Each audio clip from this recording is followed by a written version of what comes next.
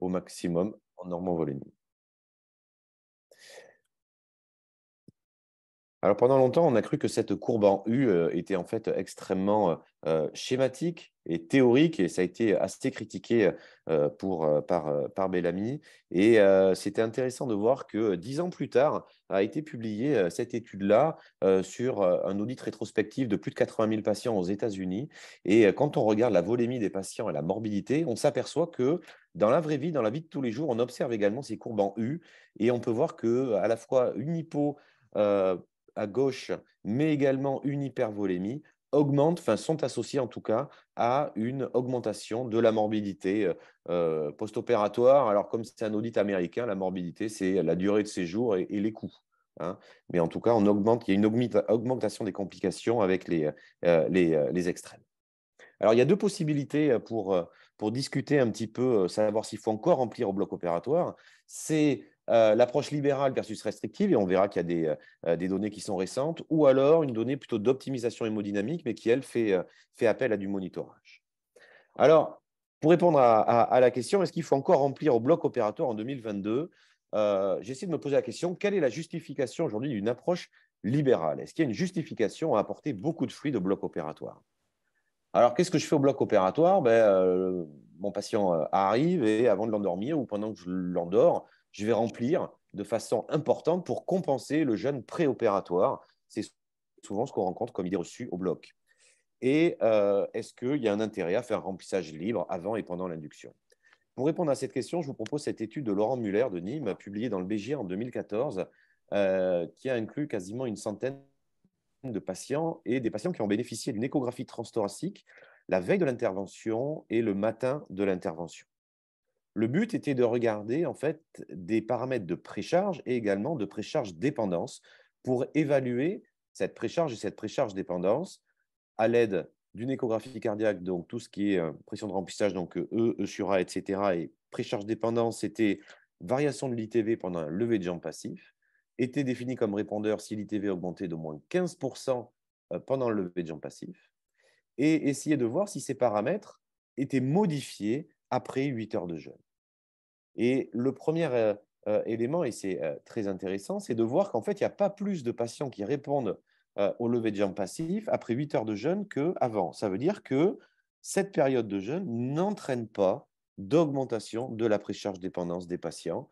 Et ce qui est également vrai, c'est qu'il n'y a pas d'augmentation de précharge non plus. On peut voir que les paramètres, le E sur A, le E sur EA, ne sont pas différents entre la veille de l'intervention et le matin.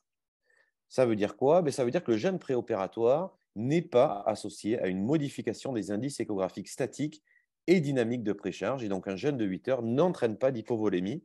C'est une étude qui est extrêmement bien faite et qui tord le cou clairement à une idée reçue.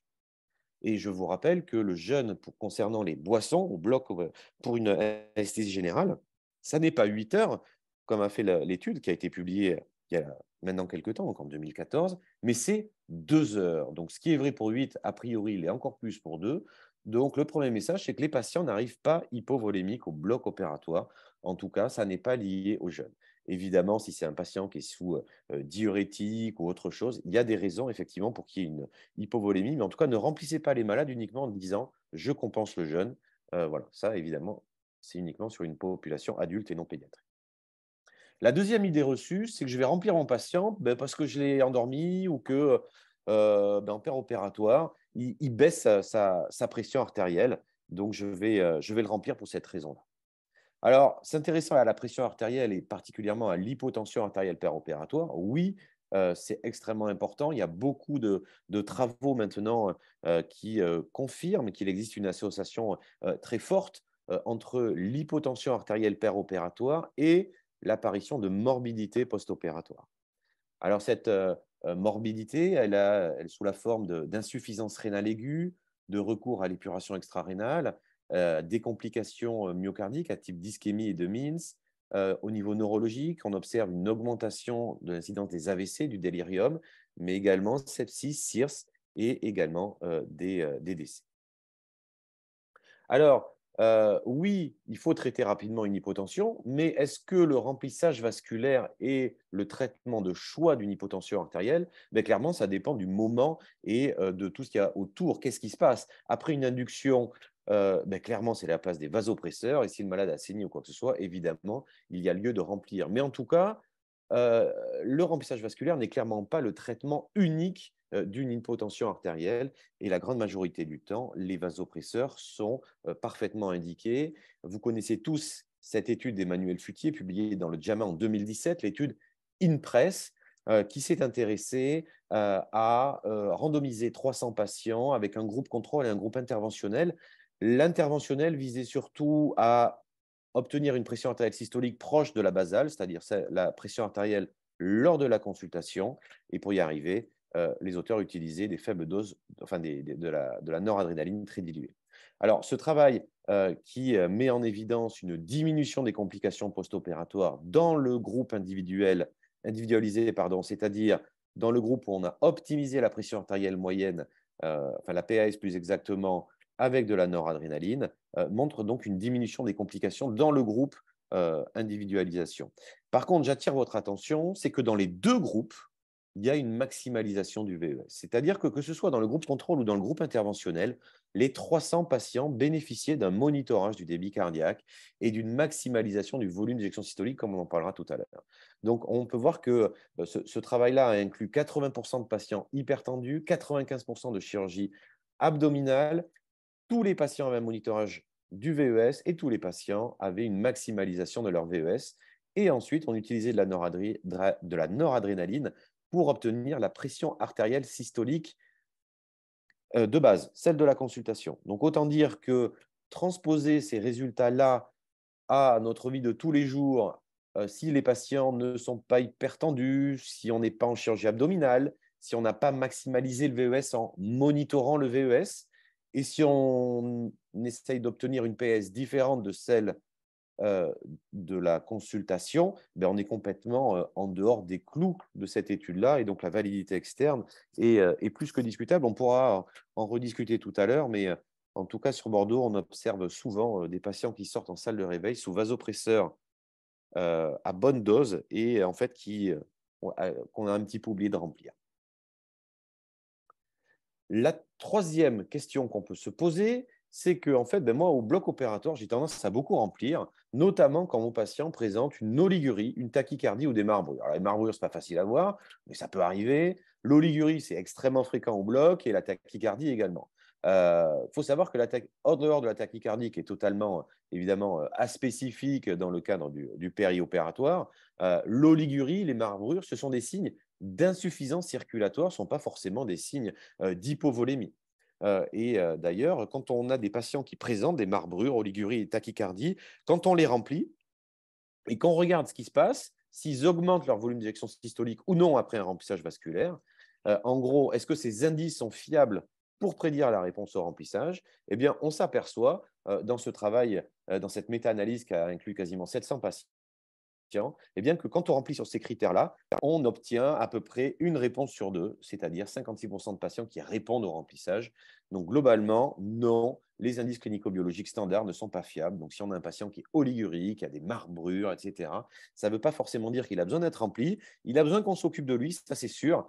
Mais en tout cas, ce n'est pas forcément le remplissage dont il a besoin. Donc, on aurait pu continuer en se posant d'autres questions, mais ça me paraissait les questions essentielles à se poser au bloc opératoire. À mon sens, non, il n'y a pas de justification physiopathologique d'avoir une approche libérale en termes de remplissage vasculaire.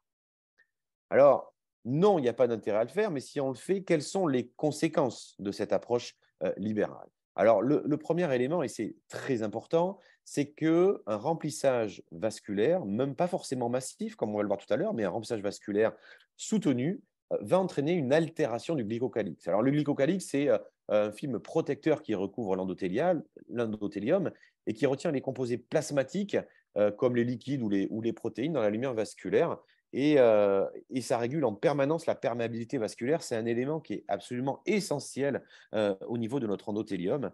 Et on peut voir dans cette étude clinique, sur un très faible collectif de patients bénéficiant d'une chirurgie réglée, les effets du remplissage vasculaire. Alors, à l'époque, on avait le droit de faire des HEA, c'était 20 millilitres kilo d'HEA. Et on peut voir entre avant et après le remplissage, qu'on observe très rapidement une augmentation des produits de dégradation du glycocalix, qu'ils soient sanguins ou urinaires. Donc, on voit d'emblée que ce remplissage vasculaire va avoir un effet au niveau de notre endothélium et donc avoir une fragilisation du glycocalix qui tapisse l'endothélium. Ça, c'est le premier élément.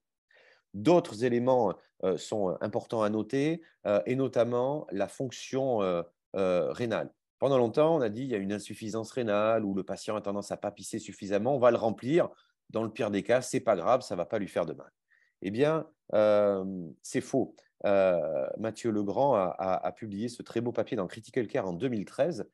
137 patients, des patients qui étaient sceptiques, et ils ont comparé les patients qui présentaient ou non une insuffisance rénale aiguë. Et quand on regarde les différents paramètres hémodynamiques des patients qui allaient présenter ou non une insuffisance rénale aiguë, eh bien, les auteurs se sont aperçus en fait que les patients qui allaient présenter une insuffisance rénale aiguë présentaient des chiffres de pression veineuse centrale significativement supérieurs à ceux qui n'allaient pas présenter d'insuffisance rénale aiguë. Et quand on s'intéresse à un niveau de PVC, en fonction du risque d'insuffisance rénale aiguë, eh bien, on peut voir que le risque augmente avec les chiffres de PVC. En d'autres termes, plus la PVC va être élevée et plus le risque d'insuffisance rénale va augmenter. C'est très probablement par un effet de congestion veineuse, c'est-à-dire en fait, il y a une augmentation de la post-charge rénale et donc cette hypervolémie va entraîner une insuffisance rénale aiguë. Ça, c'est un élément qui est extrêmement important et dont on se sert quasiment tous les jours maintenant en réanimation. Alors, si je remplis beaucoup au bloc opératoire, une des conséquences, ça va être la prise de poids.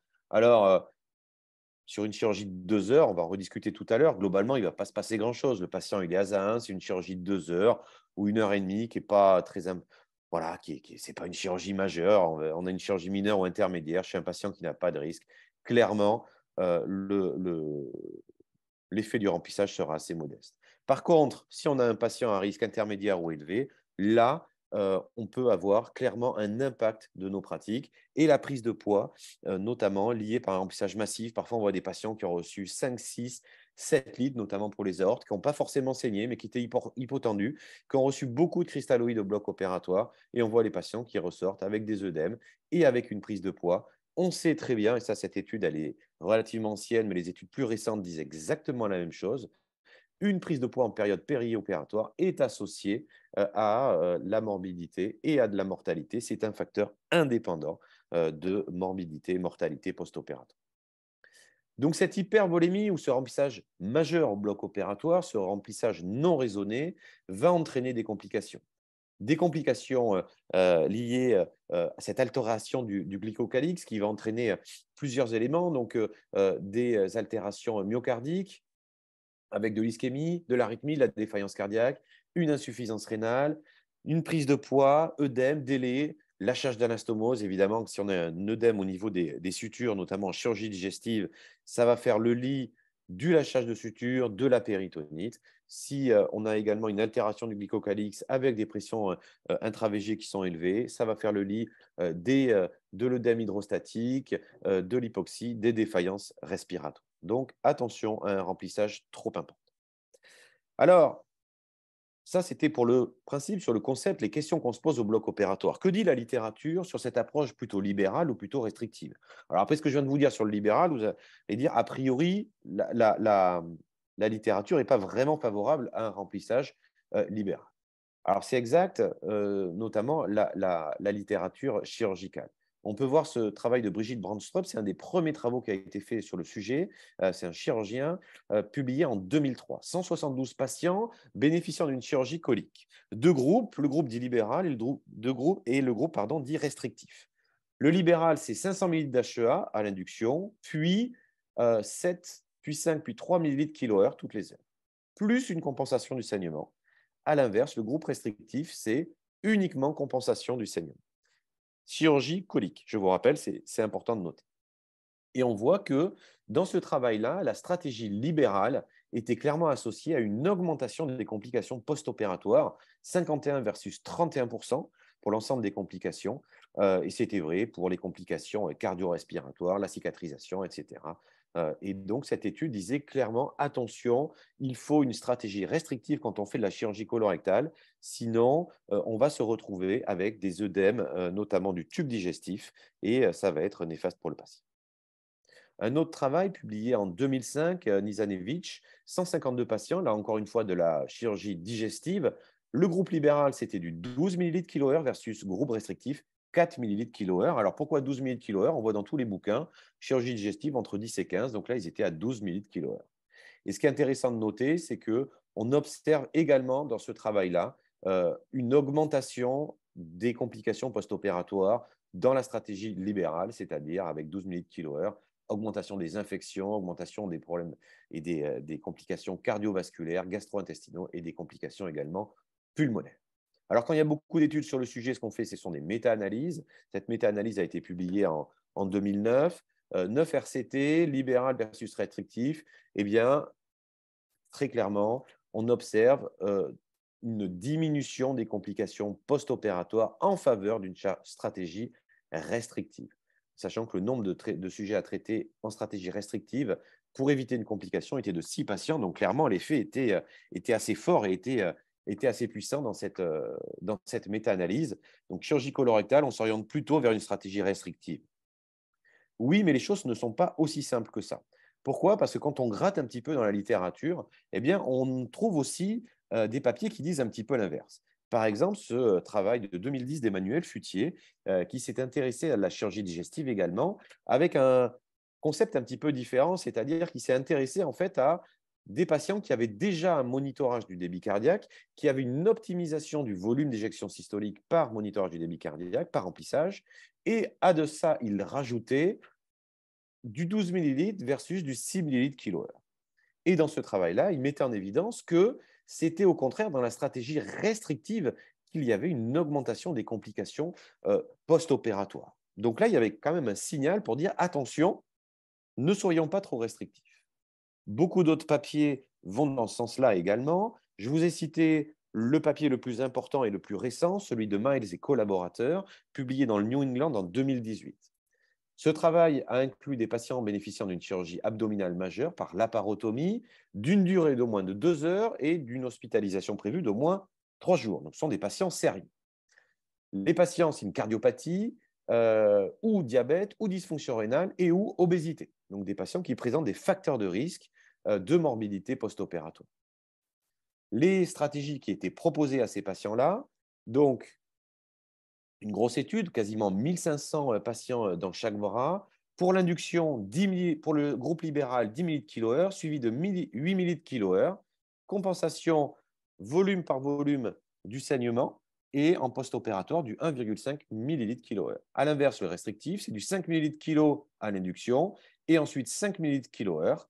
Et on peut voir que la compensation du saignement était volume à volume. En gros, comparé du 8 versus du 5 millilitres kilo-heure. Et le critère de jugement principal était robuste, c'était la survie sans incapacité à 1 an. Premier élément, ce qui est relativement rassurant, dans le groupe libéral, on apporte plus de liquide que dans le groupe restrictif. Donc, les consignes ont, ont effectivement été pris en compte avec, on voit, environ 11 millilitres kilo-heure dans le libéral versus 6,5 dans le restrictif. Donc, c'est ce que les patients ont vraiment eu. Concernant le critère de jugement principal, eh bien, on s'aperçoit que c'est non significatif. La survie sans incapacité à 1 an n'est pas différente qu'on soit dans le groupe restrictif ou dans le groupe libéral. C'est vrai également pour les critères de jugement secondaires, que sont des critères composites sur l'apparition de morbidité ou de décès, sur les complications chirurgicales à type d'infection, de la charge d'anastomose, mais également des pneumopathies post-opératoires, etc. Donc, CNS sur le critère de jugement principal et sur l'ensemble des critères de jugement secondaire. Alors, l'ensemble, pas tout à fait, parce qu'on aperçoit qu'il y a quand même un signal dans ce travail-là et qui fait clairement réfléchir. Dans le groupe restrictif, on voit qu'il existe une augmentation significative du risque d'insuffisance rénale et d'épuration extra-rénale. Alors, c'est du critère de jugement secondaire. L'étude n'est pas designée pour ça, mais clairement, il se passe quelque chose. Dans le groupe restrictif, on a malgré tout plus d'insuffisance rénale que dans le groupe libéral. Alors, comment est-ce qu'on peut faire pour y voir un petit peu plus clair au bloc opératoire? Est-ce qu'il faut faire du libéral? Est-ce qu'il faut faire du restrictif? Ben, en fait, on va avoir du mal à répondre aujourd'hui. Pourquoi? Parce que quand on regarde les différentes études qu'on a discutées tout à l'heure, du Brandstrup, Nizanevich, Holt, etc., et qu'on regarde la quantité de fluides qui ont été donnés, eh bien, on s'aperçoit en fait qu'il n'y a pas de définition stricto sensus ni de libéral ni de restrictif. Par exemple, quand on regarde l'étude de Holt ou l'étude du Brandstrup, on s'aperçoit que le libéral de Holt, d'une étude publiée par Holt, ce groupe libéral reçoit en fait moins de liquide qu'un groupe qui est restrictif dans l'étude de Brandstrup. Idem, quand on regarde l'étude de Cabon, par exemple, on voit que le groupe libéral de Cabon reçoit moins de liquide que le groupe restrictif de Nizanevich. Donc, il n'y a pas de définition claire, ni du restrictif, ni du libéral. Et il n'y a pas non plus de définition de groupe contrôle. Donc, ça paraît très difficile dans ces conditions d'analyser la littérature et on comprend un petit peu mieux pourquoi est-ce qu'on observe des résultats, somme toute, assez différents. Alors, si on veut les interpréter, ces résultats, eh bien, on peut imaginer sur cette courbe en U de Bellamy qui relie la morbidité à l'hypervolémie. On va essayer d'imaginer où sont nos patients, en fait. Eh bien, on peut imaginer que lorsqu'on va comparer un groupe très libéral, comme dans Brandstrup, par exemple, ou Nizanevich, 12 millilitres kilo-heure, un groupe très libéral avec une morbidité élevée, si on va le comparer à un groupe qui est, somme toute, restrictif, eh bien, qui n'est pas trop restrictif, mais qui est un petit peu restrictif, avec une morbidité inférieure, eh bien, ça, c'est typique, c'est l'étude de Brandstrup ou Nizanevich. Le restrictif est mieux que le libéral. À l'inverse, si on va comparer un groupe moyennement libéral à un groupe très restrictif, par exemple l'étude de Miles dans le New England, eh bien, on va s'apercevoir que si on est très restrictif, on va augmenter la morbidité. Et donc, on va dire que le libéral est mieux que le restrictif. Donc, en fait, tout ça pour vous dire que libéral, restrictif, on en parle énormément dans la littérature. On pourra discuter de quantité en millilitres kilo-heure dans certains types de patients, éventuellement en discussion si vous le souhaitez tout à l'heure. Mais à mon sens, il n'est pas possible aujourd'hui de dire j'ai regardé Miles, je vais faire du libéral, ou dire j'ai regardé Nizanevich, je vais faire du restrictif.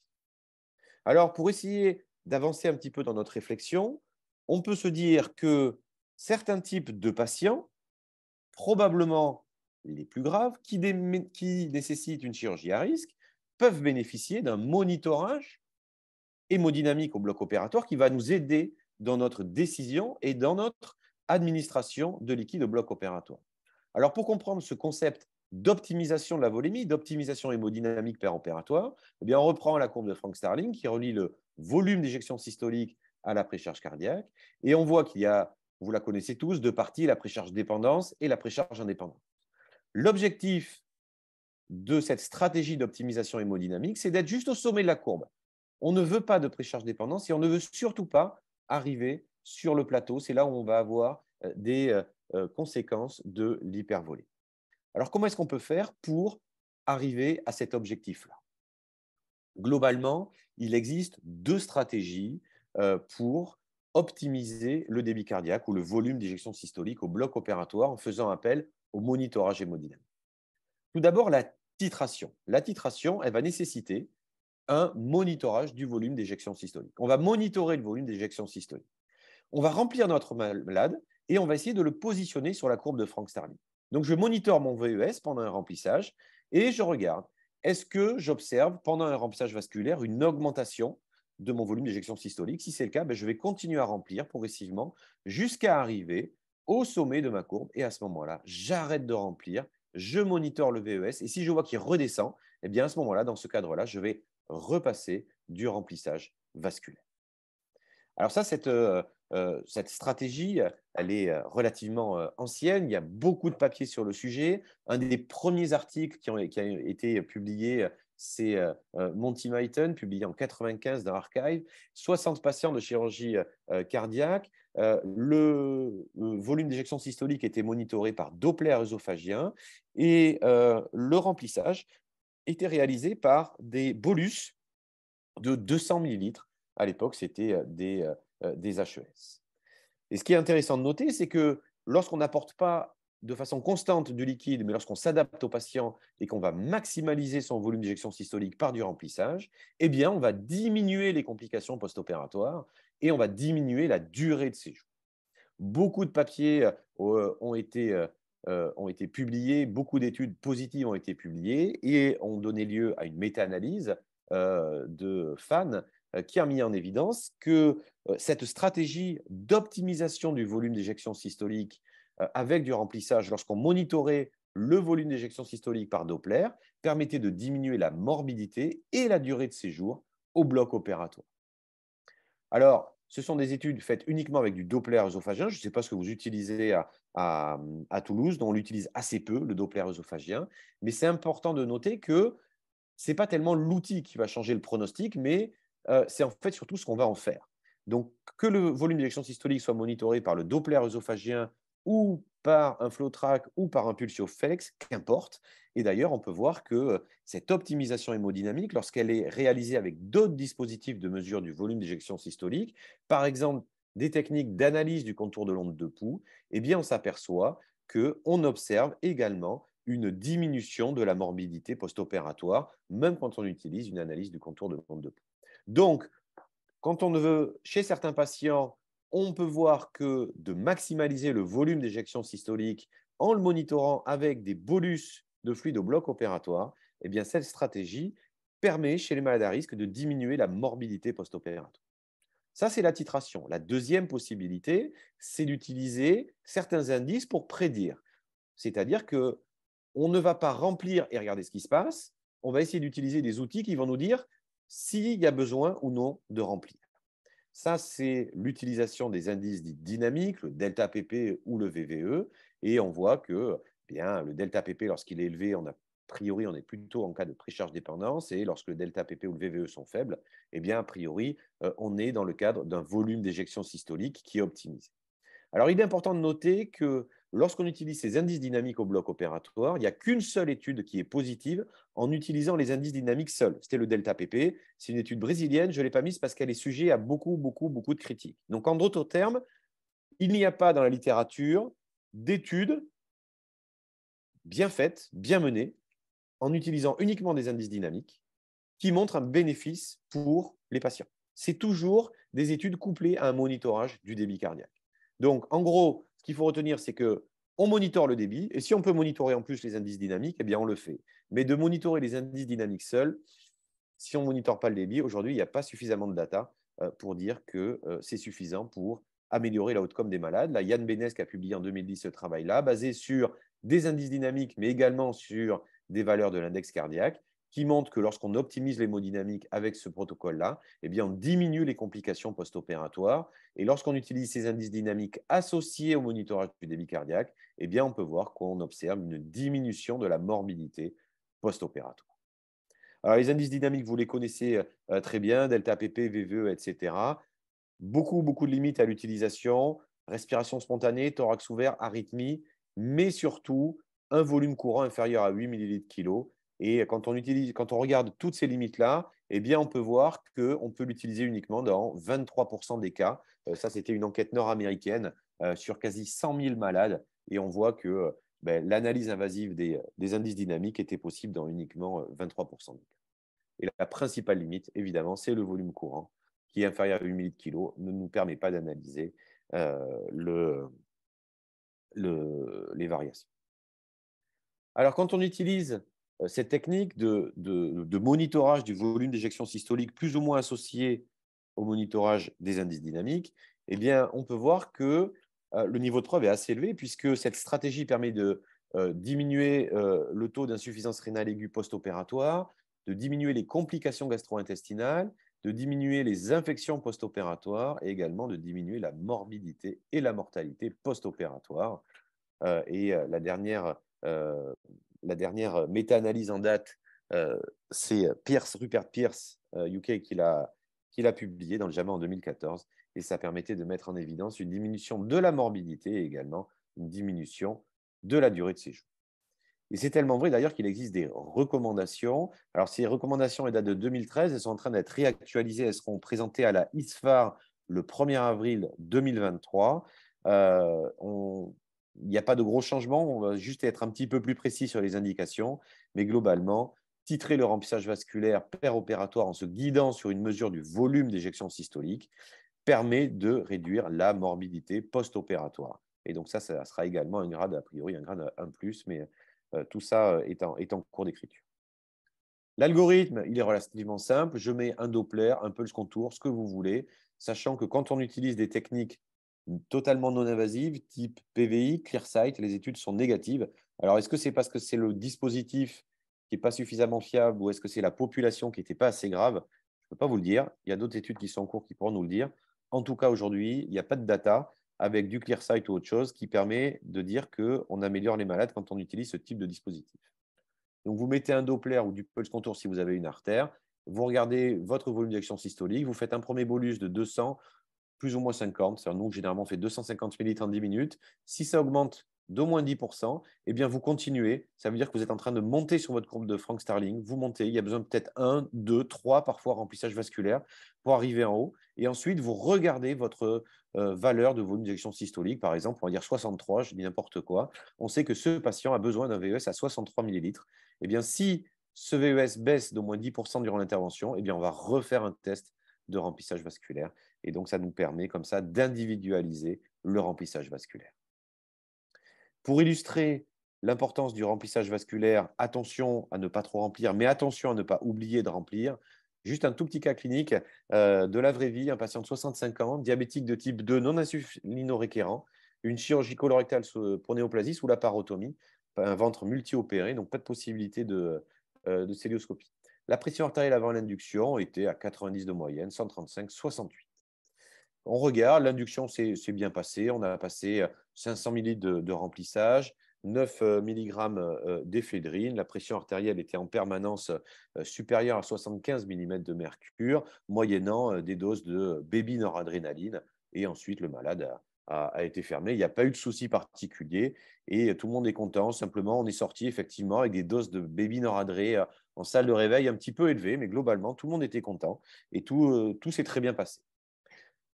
Tout s'est bien passé, sauf qu'en post-opératoire, le malade il a quasiment 6 de lactate. Il présente une insuffisance rénale aiguë qui a dû être hémofiltrée à J4, une pneumopathie acquise sous ventilation mécanique durant son séjour en réa, et il est sorti de réa à J23. Alors pourquoi est-ce qu'on peut observer ce type de cas qui certes est un peu caricatural, mais pas forcément très éloigné de la réalité? Eh bien tout simplement parce que eh bien, le malade, en opératoire, il peut saigner, il peut se passer plein de choses au bloc opératoire, qu'on le voit ou qu'on ne le voit pas. Si on ne monitore pas, on ne peut pas le voir. Et que si on avait monitoré son débit cardiaque à ce patient, eh bien, on aurait pu voir que, eh bien, on avait une chute qui était permanente et progressive du débit cardiaque et qu'en fait, on a augmenté en permanence les doses de noradrénaline, qu'on n'a pas optimisé le débit cardiaque par du remplissage et que certes, on a eu une pression artérielle moyenne artificiellement, correcte et stable durant l'intervention, mais c'était au prix d'une baisse du débit cardiaque et une augmentation très significative des doses de vasopresseurs. Et donc, je vous rappelle que dans l'étude d'Emmanuel Futier, dans les deux groupes, il y avait un monitorage du débit cardiaque et une maximalisation du volume d'éjection systolique avant d'utiliser de la noradrénaline. En conclusion, est-ce qu'il faut encore remplir au bloc opératoire? Oui, il faut remplir, mais sur de bons critères. Ne pas faire une attitude libérale systématique en se disant au cas où on ne sait jamais. Non, j'espère vous avoir convaincu que des apports à 15 ml/kHz et autres sont à bannir au bloc opératoire. Il y a des conséquences majeures de l'hypovolémie. On ne compense pas le jeûne chez l'adulte. Ça, aujourd'hui, c'est quand même très clair. Et il faut savoir privilégier le monitorage du volume d'éjection systolique par la technique que vous souhaitez chez des patients à risque. Comment définir les patients à risque? Probablement ceux qui ont une mortalité prévisible supérieure à 3%. Je vous remercie de votre attention.